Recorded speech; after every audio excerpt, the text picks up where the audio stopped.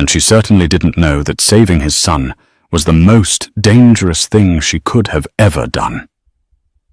The rain in Chicago doesn't wash the city clean. It just makes the grime slicker.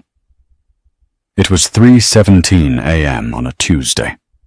The neon sign of Miller's 24-hour diner flickered with an irritating buzz, casting a sickly pink glow onto the wet pavement of West Fifth Avenue. Inside, Clara Mitchell wiped down the counter for the 100th time. The smell of stale coffee and grease had seeped into her pores years ago, a permanent perfume of poverty she couldn't scrub off. "Yo, Clara, lock up the back, will ya?" "I'm cutting out early," shouted Rick, the night manager. He was already halfway out the door, his keys jangling. "Don't let the rats in." "Sure, Rick," Clara sighed, tossing the rag into a bucket of grey water. She was 26, with a degree in literature that was currently serving as a coaster for her mounting debt. She grabbed a trash bag, hauled it over her shoulder, and pushed open the heavy steel door to the back alley. The storm was violent. Rain lashed against the brick walls, turning the alley into a river of refuse. Clara shivered her thin uniform, offering zero protection against the biting wind. She swung the bag into the dumpster, the heavy metal lid clanging shut like a gunshot in the night. That's when she heard it. It wasn't a rat. It wasn't the wind. It was a whimper. A soft, terrified sound coming from behind a stack of rotting wooden pallets near the grease trap. Clara froze. The alleyways of Chicago were not places you investigated strange noises. You kept your head down, you walked fast, and you prayed nobody noticed you. But the sound came again, a jagged intake of breath like someone trying not to cry. She pulled her phone from her apron, turning on the flashlight. The beam cut through the rain. "Is someone there?" she called out, her voice trembling. "I have pepper spray." She didn't. She had a bottle of Windex. The pallets shifted. A small hand, pale and shaking, reached out. Clara stepped closer, the rain soaking her hair instantly. She peered over the wood. There, huddled in a ball on top of a discarded cardboard box, was a boy. He couldn't have been more than 6 years old. But it wasn't just a lost kid. It was what he was wearing. Even in the mud and rain, Clara could tell the fabric was expensive. He was wearing a miniature, tailored black tuxedo. His bow tie was undone, hanging loosely around his neck, and on his cuffs, diamonds glinted in the flashlight beam. He looked like a groom who had been shrunk in the wash. "Hey!" Clara softened her voice, crouching down, disregarding the puddle soaking her knees. "It's okay. I'm not going to hurt you." The boy looked up. His eyes were wide, dark, and filled with a terror so absolute it broke Clara's heart instantly. He was shivering so violently his teeth chattered. There was a smear of blood on his forehead, a shallow cut, but it was bleeding freely. "Where are your parents, sweetie?" Clara asked, inching her hand forward. The boy flinched, scrambling backward until his back hit the brick wall. He didn't speak. He just shook his head frantically, pointing toward the main street. "Is someone chasing you?" He nodded. Tears mixed with the rain on his face. Clara's instincts screamed at her to go back inside, lock the door, and call 911. But if someone was chasing him, someone who let a 6-year-old run into a storm in a tuxedo, the police might not get here fast enough. Or worse, the police might be the ones he was running from. This was Chicago, after all. "Okay," Clara said firmly. She took off her denim jacket, her favorite jacket, and wrapped it around the boy's soaking shoulders. "We're going inside.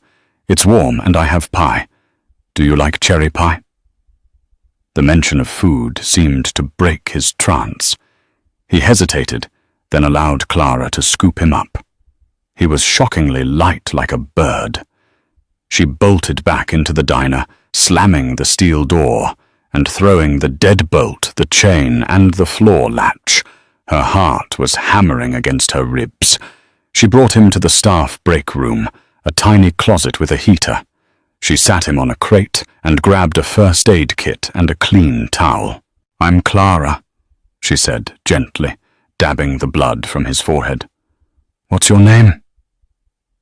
The boy stayed silent for a long time, staring at the steam rising from the mug of hot cocoa she'd pressed into his hands.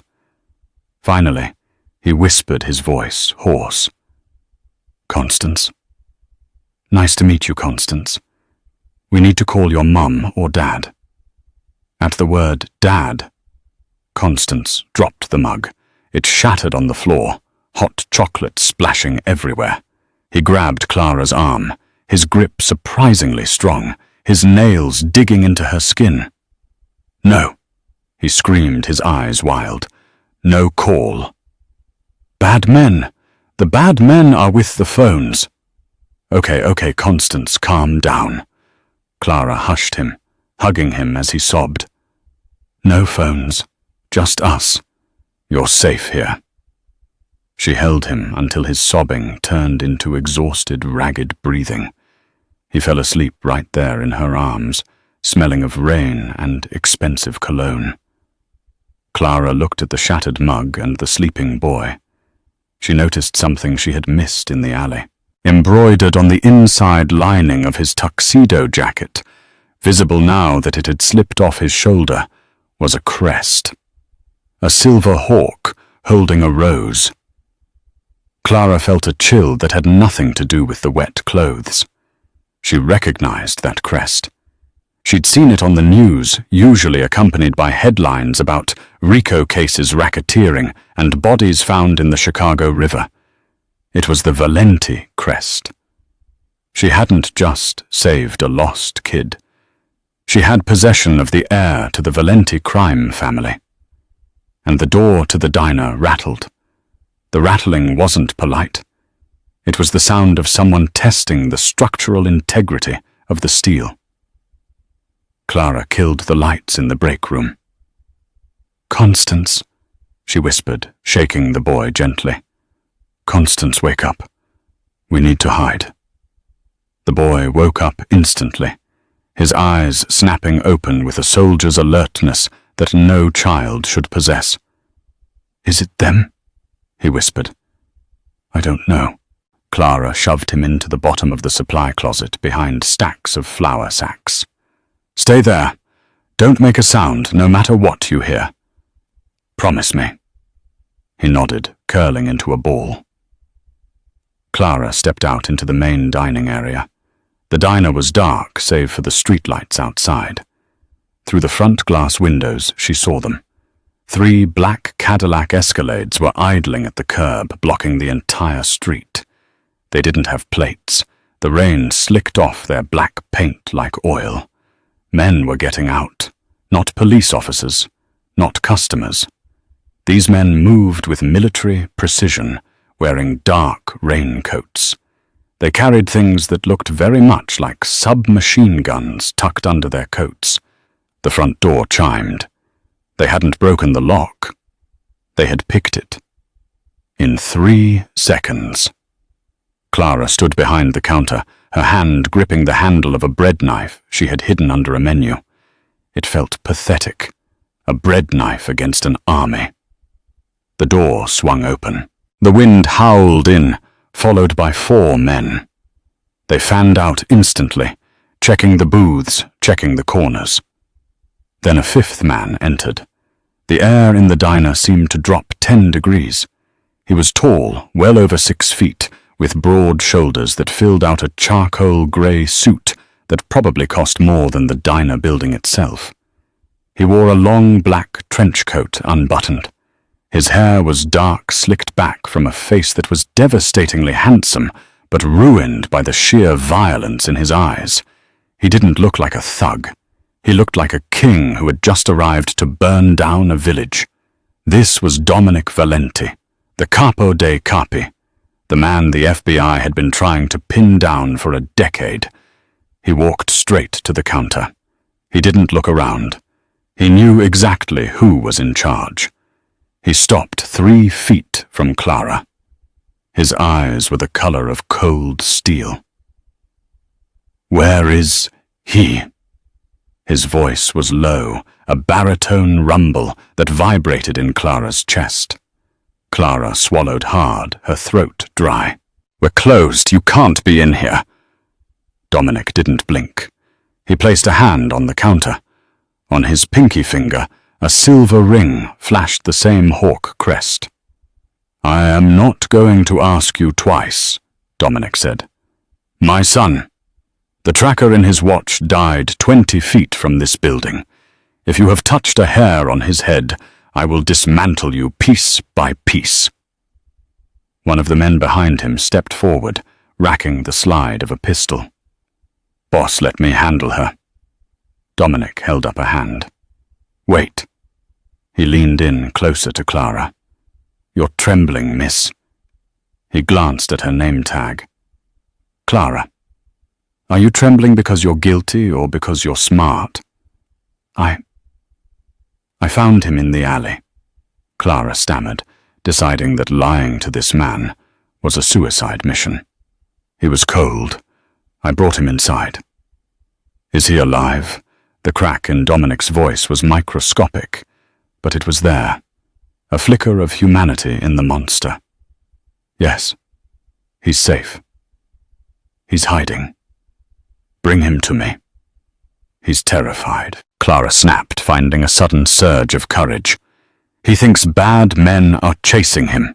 If you go back there with guns, you're going to traumatize him even more." The room went silent. The henchman looked at Clara as if she had just grown a second head.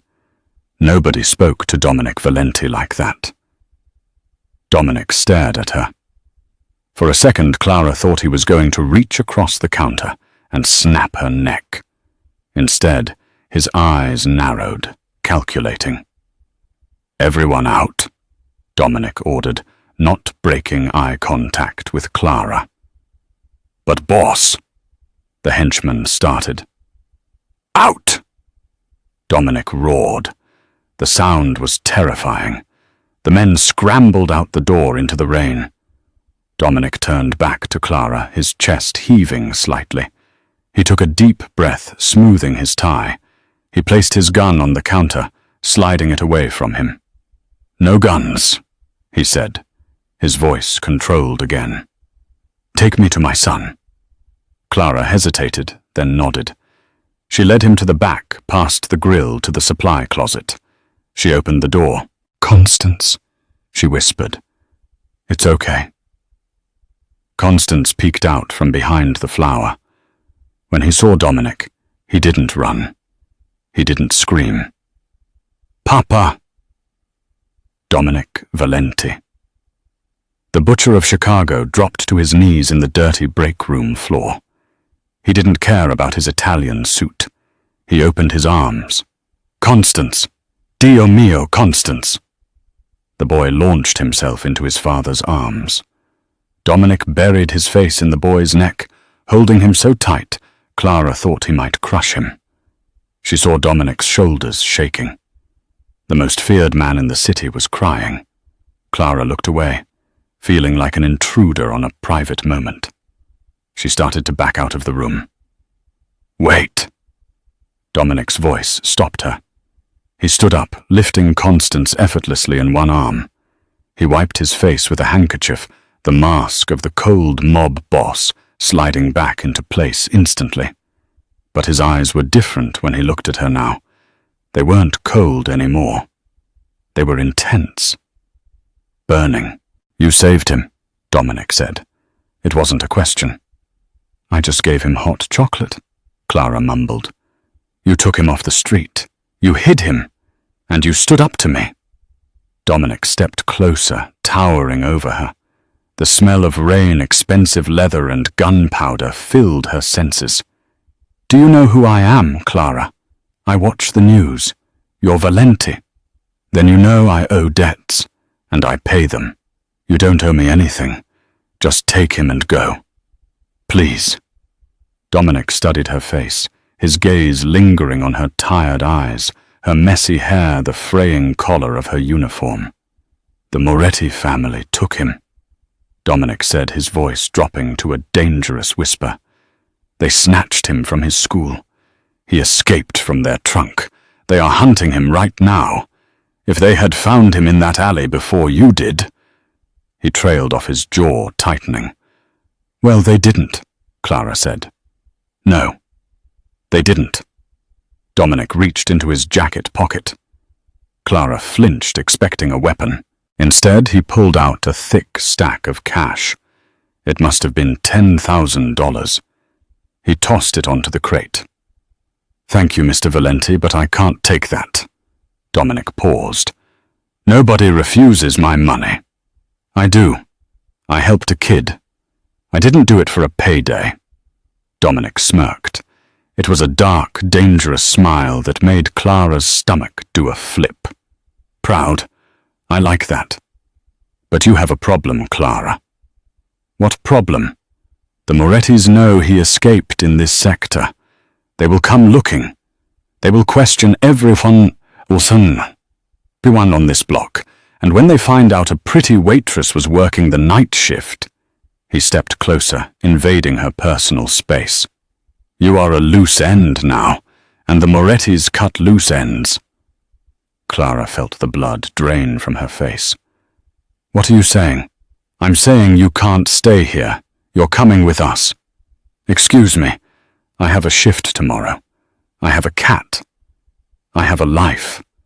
You had a life, Dominic corrected.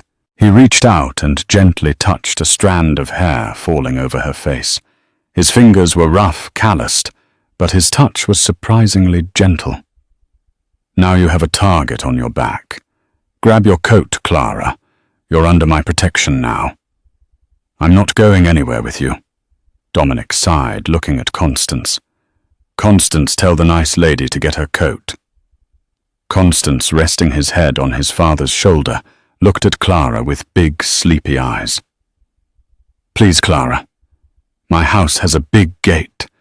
The bad men can't get in. Clara looked at the money on the crate, then at the gun on the counter, and finally at the man who was offering her safety in the form of a kidnapping. I'm going to regret this, she whispered.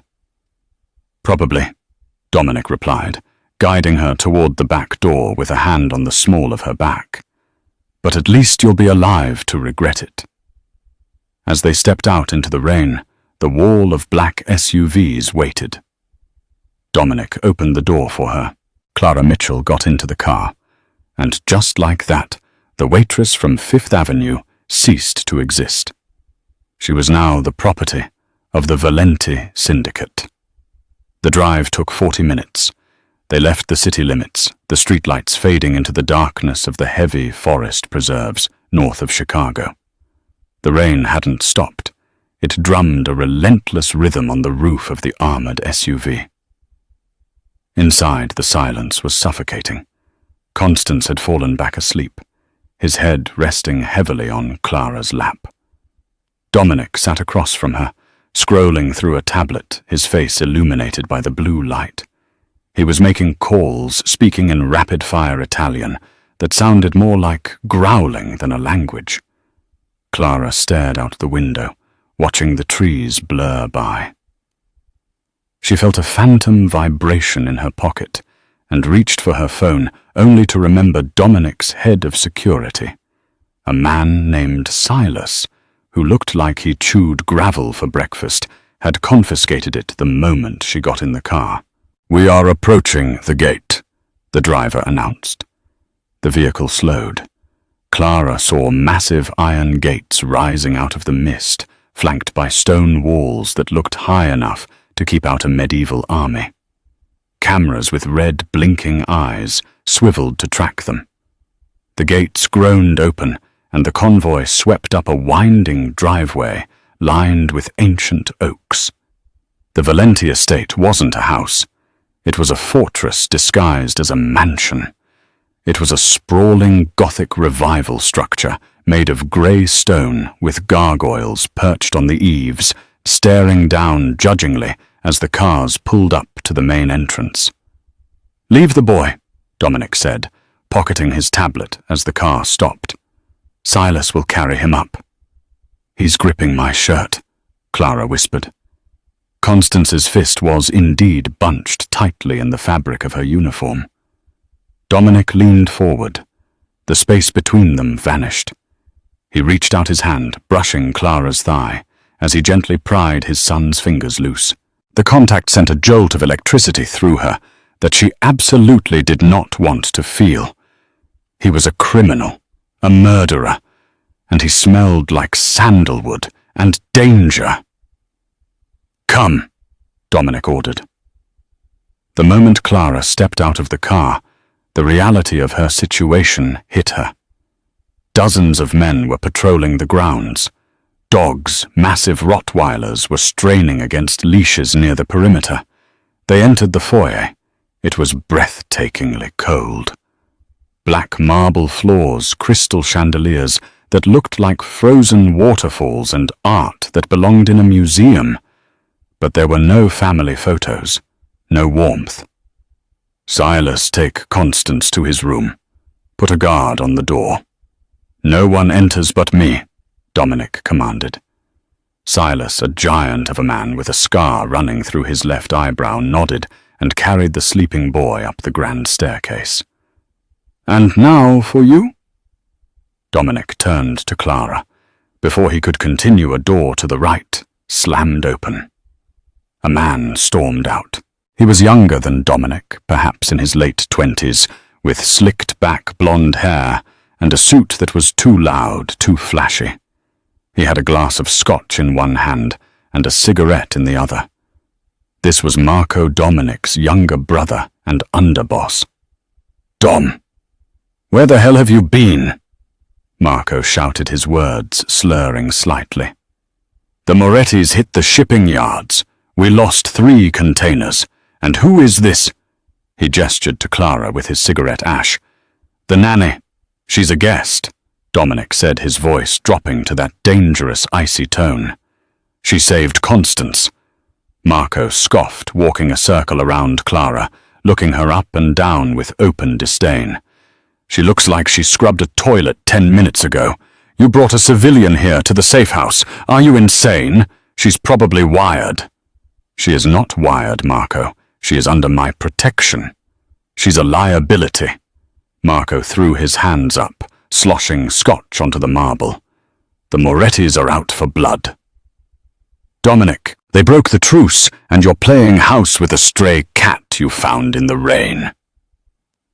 Dominic moved so fast, Clara barely saw it. 1 second he was standing still.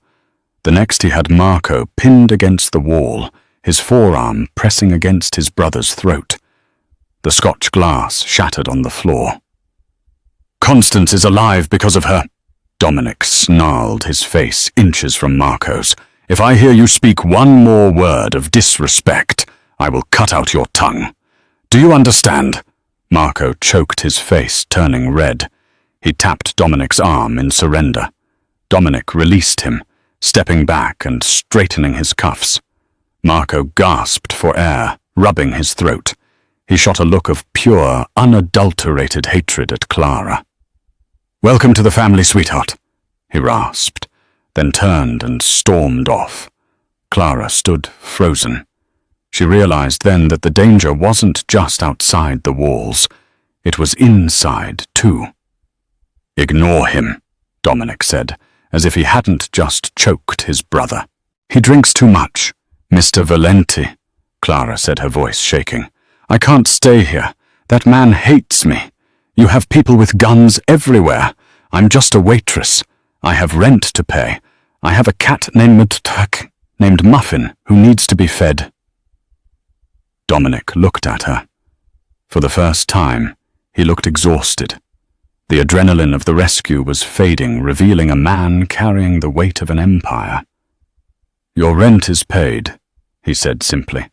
"Your landlord has been contacted, told you had a family emergency. As for the cat," He signaled to a guard by the door. "Send a team to her apartment. Retrieve the animal. Bring it here." You're sending a tactical team to get Muffin." "I solve problems, Clara. You are worried about the cat. I get the cat. Now you are worried about your safety. You are safe here. No one gets to you without going through me." He stepped closer, his presence overwhelming. "But you must understand," he continued, his voice low. "You cannot leave. The Morettis have your face. They have your name. If you walk out that gate, you will be dead within the hour. You are in the cage now, Clara. It is a gilded cage, yes. But you are mine until this war is over." Clara felt the trap snap shut. "And how long will that be?" Dominic looked at the shattered glass on the floor. "Until every last Moretti is in the ground." He turned to a severe-looking woman in a black maid's uniform who had appeared silently at the top of the stairs. "Mrs. Higgins, show Miss Mitchell to the blue room. Get her something to wear that isn't that." He gestured vaguely at her diner uniform. "Yes, sir," Mrs. Higgins droned. Clara watched Dominic walk away toward his study. He didn't look back. The blue room was bigger than Clara's entire apartment. It had a 4-poster bed, a fireplace, and a balcony overlooking the stormy grounds. The attached bathroom was filled with soaps that smelled like lavender and money. After a hot shower that washed away the grime of the alley, Clara put on the silk pajamas Mrs. Higgins had left. She felt ridiculous, like an imposter. She couldn't sleep. The silence of the house was heavy. Around 4:00 a.m. she heard a sound, a soft crying. She opened her door. The hallway was dark, lit only by the occasional lightning flash. The sound was coming from the room across the hall, Constance's room. The guard Silas had posted was gone, likely on a bathroom break or a patrol shift change. Clara hesitated, then pushed the door open. Constance was thrashing in his bed, tangled in the sheets. "No, no," he whimpered. Clara rushed to the bedside. Constance, wake up. It's just a dream." The boy gasped, waking up with a start. When he saw Clara, he launched himself at her, burying his face in her chest. They were coming back, the men with the masks. "Shh." Clara rocked him, stroking his hair. "Nobody is coming. Your dad has big dogs outside, remember? And big gates. Papa is always working." Constance sniffled. "He's never here. He's keeping you safe." "Can you stay?" Constance asked, looking up with big, watery eyes. "Until I fall asleep." Clara's heart melted. "Move over, Scooter." She climbed onto the massive bed, sitting against the headboard, while Constance curled up against her side. She began to hum a lullaby her mother used to sing.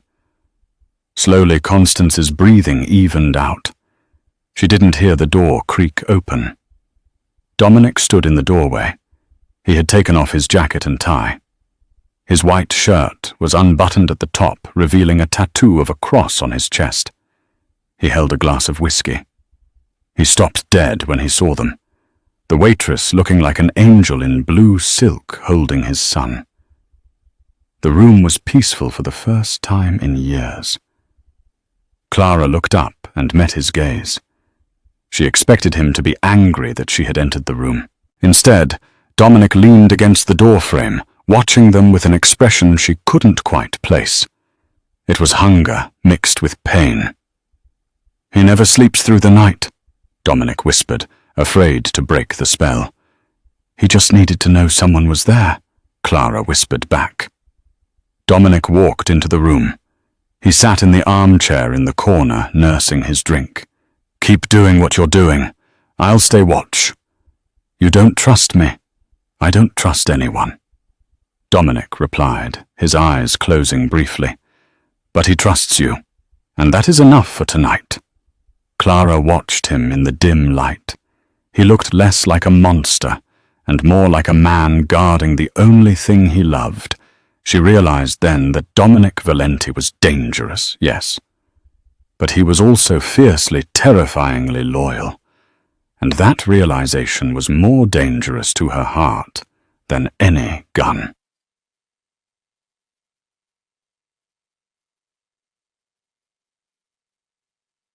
Three days passed in the fortress.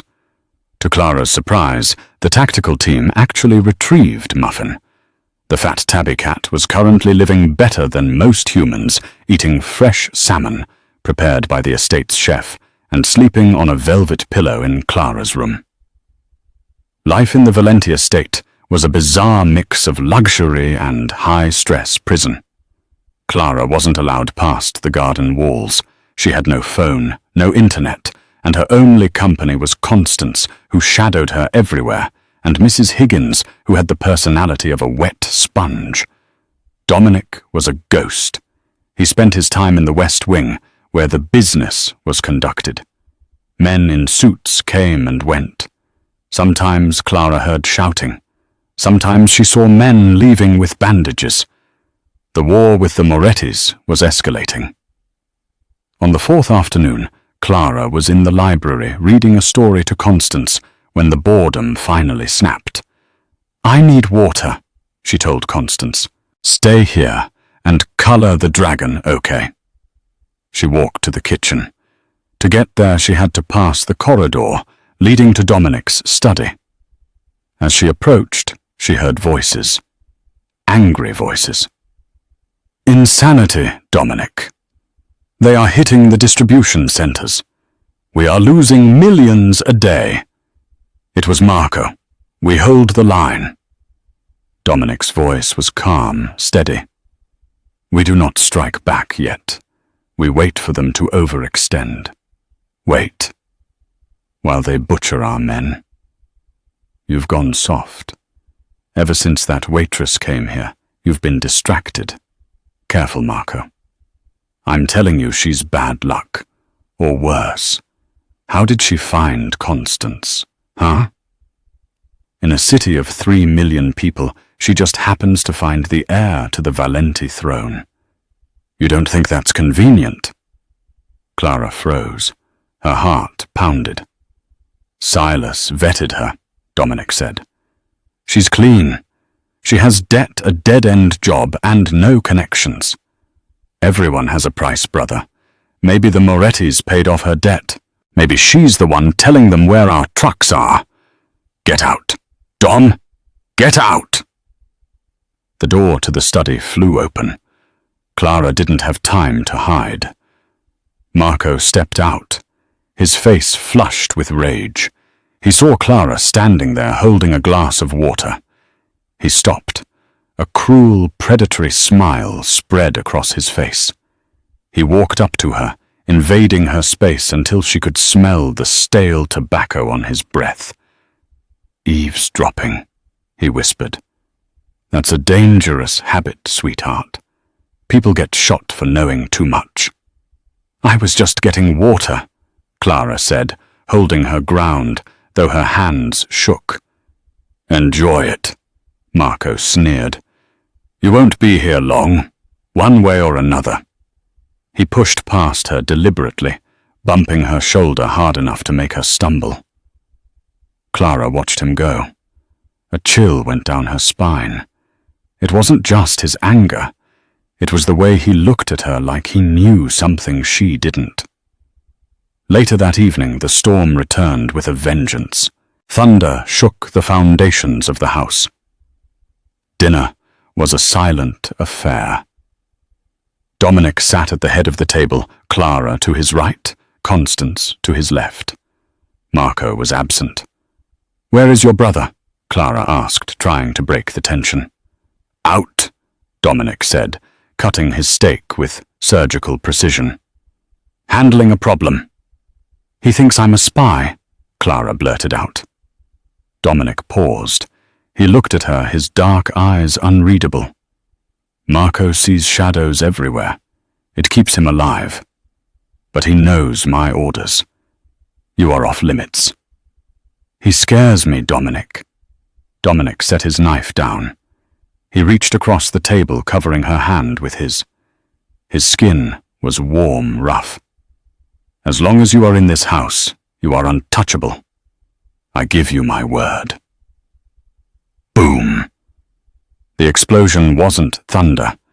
It was sharper, louder, and it shook the floorboards. The crystal chandelier above them rattled violently. Before Clara could scream, the alarms started a high-pitched wail that pierced the ears.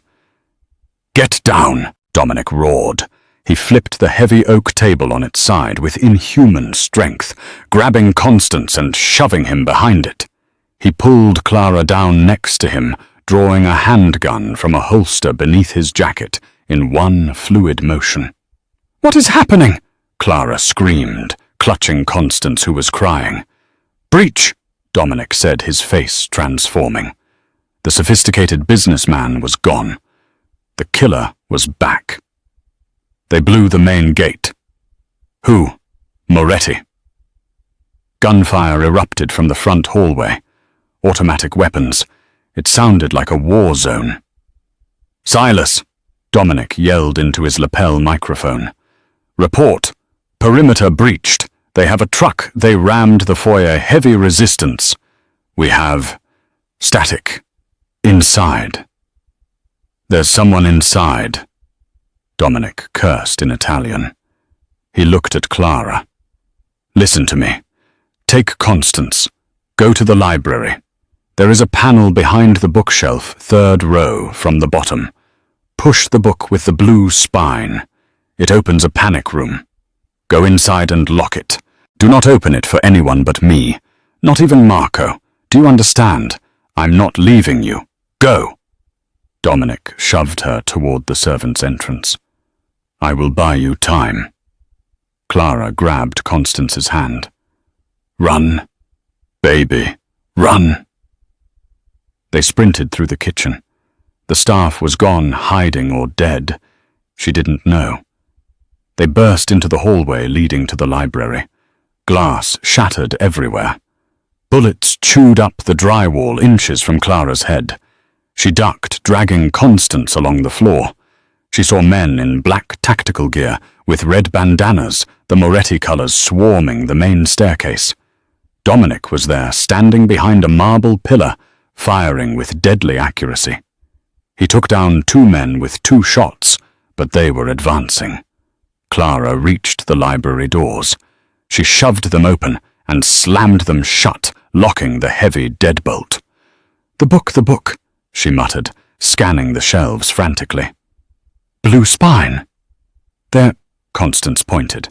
Clara rushed to the shelf. She found the blue book, The Count of Monte Cristo. She pushed it. Click. The bookcase groaned and swung inward, revealing a steel door. "Get in, Constance." "Wait," Constance screamed. "Muffin!" The cat was cowering under a desk, hissing. "Constance, get in." Clara shoved the boy into the dark space. She turned back for the cat. As she grabbed the terrified animal, the library door exploded inward. Splinters of wood flew like shrapnel.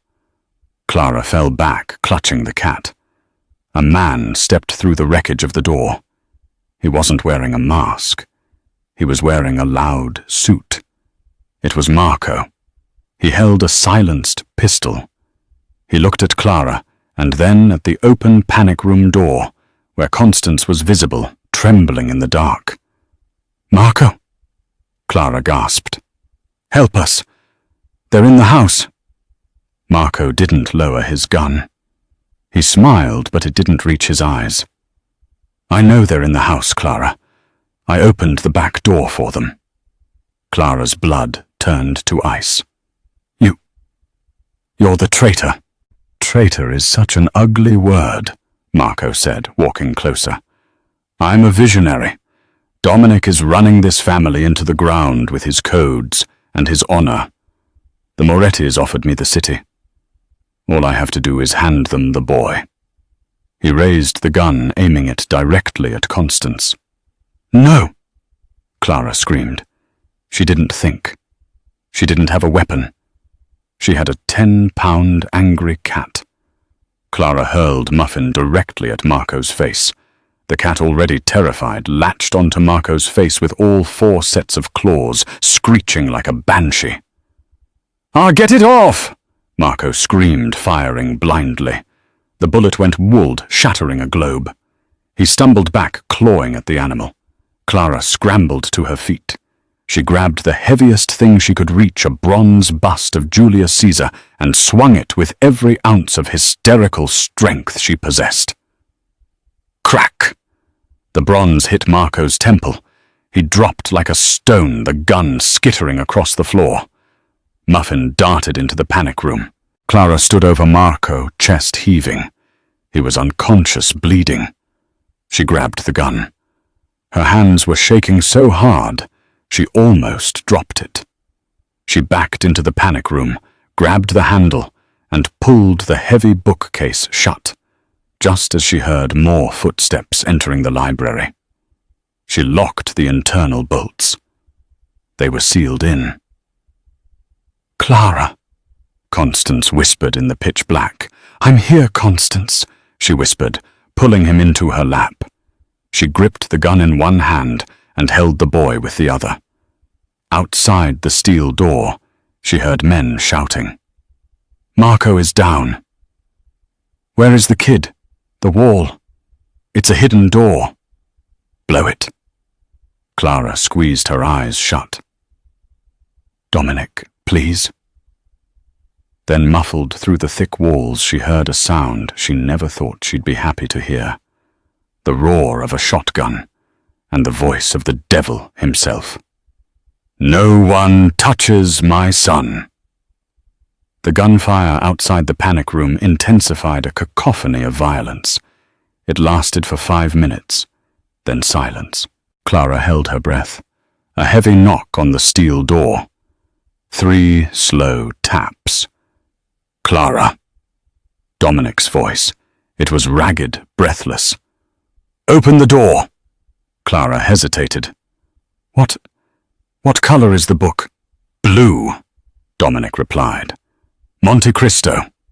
Open the damn door, Clara." She unlocked it. Dominic stood there. His white shirt was soaked in blood. Some of it, most of it, not. He looked like he had walked through hell. He saw Clara holding the gun. He saw Marco's unconscious body on the floor outside. He saw Constance safe in the corner. Dominic dropped his shotgun. He walked into the small room and fell to his knees, wrapping his arms around Clara's waist, burying his face in her stomach. "You saved him," he rasped, his voice breaking. "Again." Clara dropped the gun. Her adrenaline crashed, and she began to shake uncontrollably. She put her hands on Dominic's blood-soaked shoulders. "It was Marco," she whispered. "Dominic, it was Marco."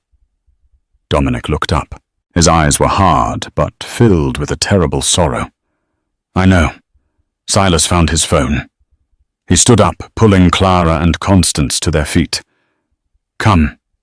We cannot stay here. The house is compromised. We are leaving." "Where are we going?"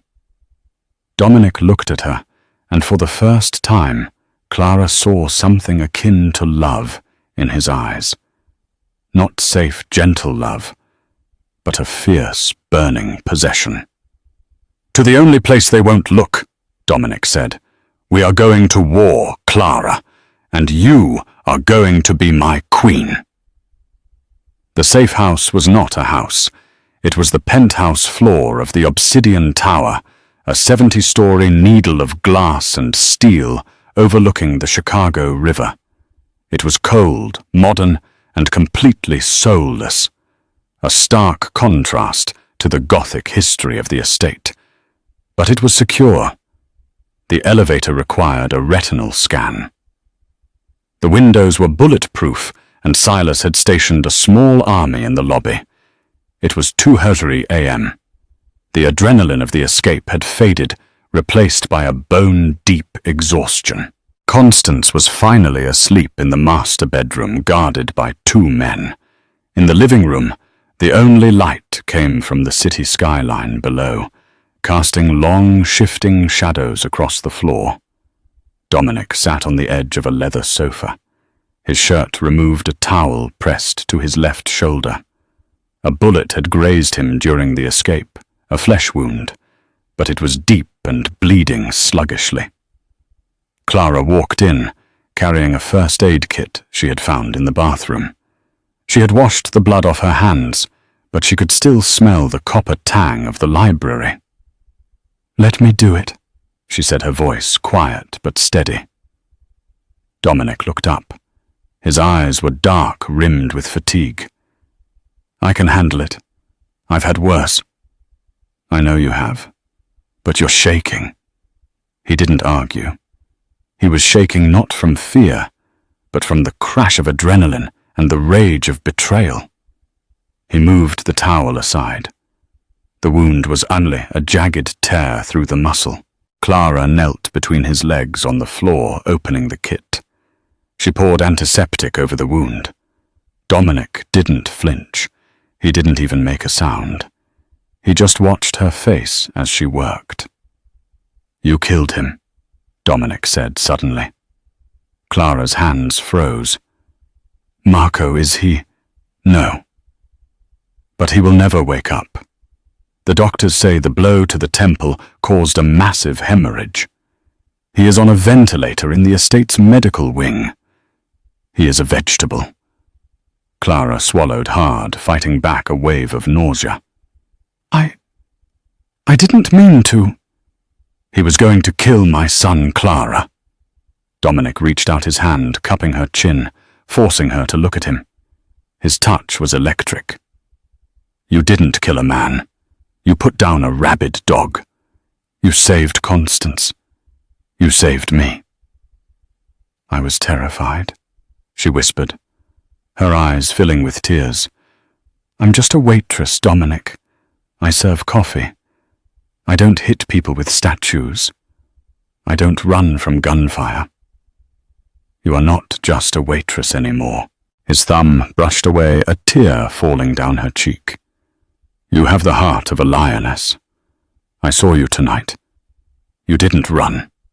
You fought." Clara finished bandaging the wound, taping the gauze down. She stayed there kneeling before him, her hands resting on his knees. The distance between them felt non-existent. The air in the room was thick, charged with the shared trauma, and the undeniable pull that had been building since that first night in the rain. Dominic leaned forward. His face was inches from hers. She could feel the heat radiating off his bare chest, see the intricate ink of the cross tattoo over his heart, and the jagged scars of old wars on his ribs. "Why did you come back?" Dominic asked, his voice a low rumble. "In the library. You were safe in the panic room. You opened the door for me." "You knocked," Clara said simply. "And I couldn't leave you out there alone." Dominic let out a shuddering breath. "Everyone leaves me, Clara. My wife left when the life got too hard. My brother sold me out for power. In this world, loyalty is a myth." "Not for me," Clara whispered. Dominic groaned a sound of defeated resistance and crashed his lips against hers. It wasn't a gentle kiss. It was desperate.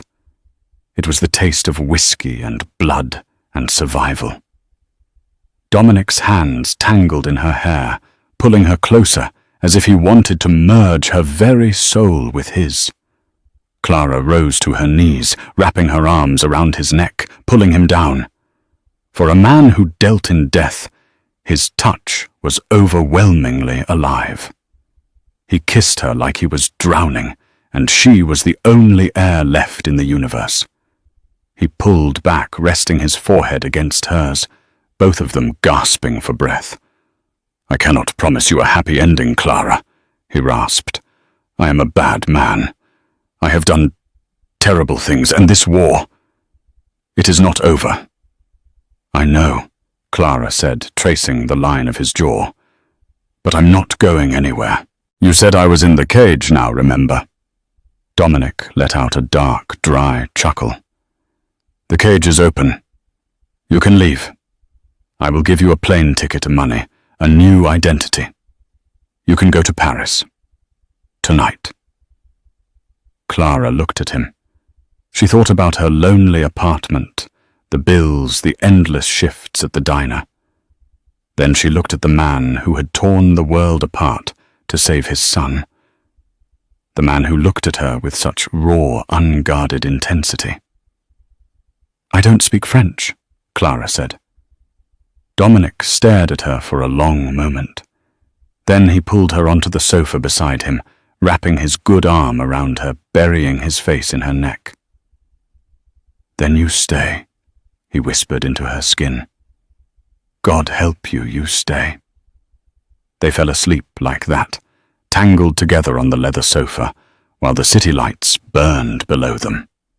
2 weeks passed, and the glass house penthouse became the nerve center of Dominic's war.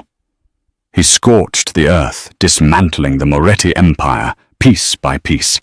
Clara became his anchor in the chaos, tending to his wounds and keeping Constance calm.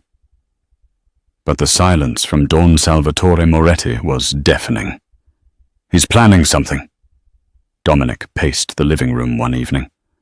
I'm moving Constance tonight to the Berkshires. I have a parley with Salvatore at the steel mill.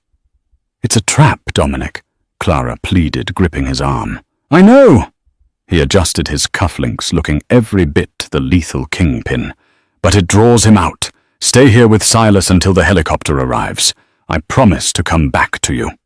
He kissed her a desperate, searing seal of possession, and left. 30 minutes later, the penthouse lights flickered and died. Red emergency strobes bathed the room in blood. The elevator doors didn't open. They exploded inward.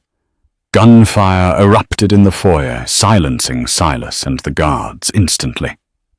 Constance, the closet! Clara shoved the terrified boy inside. Don't make a sound no matter what happens. She grabbed a heavy brass lamp and backed into the corner. A man stepped through the smoke. He wore an immaculate white suit that seemed to glow in the red light. It was Don Salvatore Moretti. Mr. Valenti is currently surrounding an empty building. Salvatore smiled coldly, stepping over Silas's unconscious body. Why fight the lion when I can steal his cub? He motioned to his men. Check the rooms. Find the boy. No! Clara screamed, launching herself at Salvatore. He caught her easily, backhanding her across the face. She fell, tasting copper pinned to the floor by the tip of his cane. The boy is leverage, my dear, Salvatore sneered. I take the air, and Dominic surrenders the city. Clara's mind raced.